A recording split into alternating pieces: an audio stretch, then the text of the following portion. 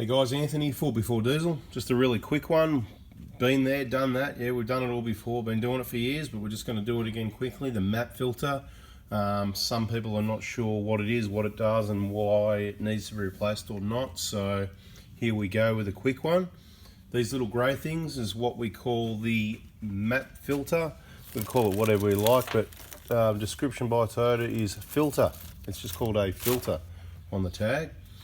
It is on the manifold absolute pressure vacuum line. That's why we call it the MAP filter, because it is a filter. There's the little element. We've got a couple open to show you what they look like inside and explain a couple of the precautions you need to take if you're cleaning them. I'll try and explain it really clearly. I'm pretty sure I've done it in other videos, but look, sometimes I miss things and say the wrong thing. Try and keep it short though, okay? So we're going to call these the MAP filter, M-A-P, manifold absolute pressure, not the MAF. The MAF's on the airbox, manifold, no, mass airflow. See, there you go, that's what I'm talking about. So, this little grey sucker, MAP filter. They come with their injector kits, optional. It's a different one on the earlier Hilux 0506. We've got those as well, no problem. So, first thing that happens is it gets messy. See all the black mess here? So if you're looking at the passenger side of your 1KD, and other engines, it seems to be worse on 1KDs. Is it because we just see stacks of 1KDs? Probably not, because you think we'd notice on the 1KZ. I can't think of one on a 1KZ that's cracked, but maybe we just, yeah, look, I don't know. So look, these definitely crack. You can see the cracks there. Get in there a bit closer for you, see if you can have a better look at one of them. Well, you can see that anyway, right? You can see. Even the ones that are just starting, obviously these are all either, you can see they've all got cracks basically in the same place, right? Boom, boom. So they get really messy in the end. So if you're looking at a whole heap of oil down the side there, it could be this crack. The other thing that can happen is if people have had it off and whatever, you got to make sure you push the vacuum line all the way back on properly as well, because if you don't, it may slip off, right? So just make sure it's on properly. So clean it and push it on. It'll be nice and stuck on there as long as you put it on properly. So one reason to replace it is because they crack. Whether it's cracked or not is going to. So, but the bigger reason to replace it is obviously, the reason there's a MAP sensor is because it's important for the computer to know what the readings are so that it can do all the correct things. If this filter's blocked, it's not going to give the right readings or correct readings, is it? So these elements, this one wasn't cleaned and this one was cleaned, right? So it's a tiny bit cleaner. The point I'd like to make is there's a couple of points and cautions. You clean it and it's still filthy, so it's not that clean. They're normally white when they're clean, when they're new. So it's not going to give you the exact correct reading. The other problem is, not a good side to show you, probably what works here. This is the side. Okay, so that element, it sits in there under those 4 tabs. See that we've cut the filter in the middle. It normally sits up the top there. Try and kind of like show you, like down under there, if you know what I mean, right? So that's where it sits, down under in there. Okay, so it sort of hooks in there. Now, so if you're blowing it out, there's two. So if to clean it, you spray your carby cleaner through it, right, till it runs clear. That's awesome.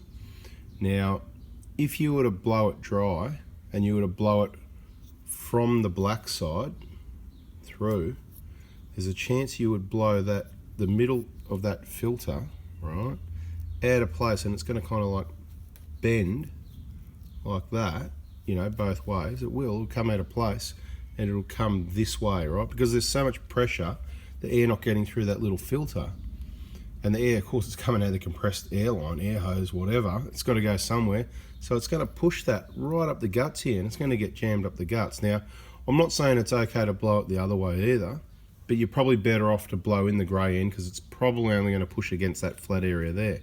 Now, not guaranteed though, that could possibly still get pushed into that area there. So what I'm trying to say is, be careful. If you're going to clean it, that's fine. Use your carby cleaner, spray it through, it runs clear. If you're going to blow it dry, don't stick your air blower straight on the end here and go because you're blowing it out of place. And if you've wrecked it, you'll know. If it's clean enough, you put your lips on it and blow through it. And if it's really easy to blow, there's no filtering going on, right? So it's going to contaminate your MAP sensor. It needs to be a bit of resistance there so you know it's going through this filter element and it's still sealed, if you know what I mean. So just, you get your air blower and bring it up and just kind of do it lightly or at a distance, if you know what I mean. And you need to then afterwards check that you've still got that resistance there, and maybe just let it sit in the sun to dry for another, you know, so at the start of a service, give it a clean, give it a light blow, and then let it sit there, and, you know, it evaporates out pretty quick anyway, that, you know, carby cleaner sort of thing, like thinners really, isn't it? So just be aware of that's what can happen there. Now, it's not all about cleaning and trying to make things last longer. It's really important, the right readings. So these things, they are a little rip-off thing. They are $50. Some people pay 58, 57. I see posts all over the joint. Ballpark, about $50. Basically, you want to replace it. We'd recommend probably every 3 to 5 years, you know. So we, for years, were cleaning them and whatever, and then we just sort of went, you know what, we're replacing them because they're cracked. Well, we've got a whole heap of them here. We haven't kept them all. We don't keep everything, but it's kind of like, well, let's cut some open and see what's going on. And then it's like, well, let's clean them and then cut them open. So that's what happened. That's what it is, guys. That's the MAP filter. That's what happens with them. They crack, they get blocked like any other filter. You can only clean it a certain amount. It doesn't need to be replaced. We don't sell them separately. You can go and grab one from your Toyota dealer if you want. 90917 11044. Or it's, you know, if you buy the injector kit off us, it comes with the kit at your option anyway. So hopefully that helps you look after your 1KD or any other vehicle, any other diesel that's got a MAP filter. Same story on a 1KZ or anything. I'd suggest replacing it periodically. You know, maybe, I don't know if it's going to be better or worse than this. I haven't cut 1KZ ones open. I haven't seen them split, but I'd suggest changing them is going to make a difference to performance, fuel economy, that sort of thing. Thanks for watching. See ya. If you haven't already, subscribe. See ya.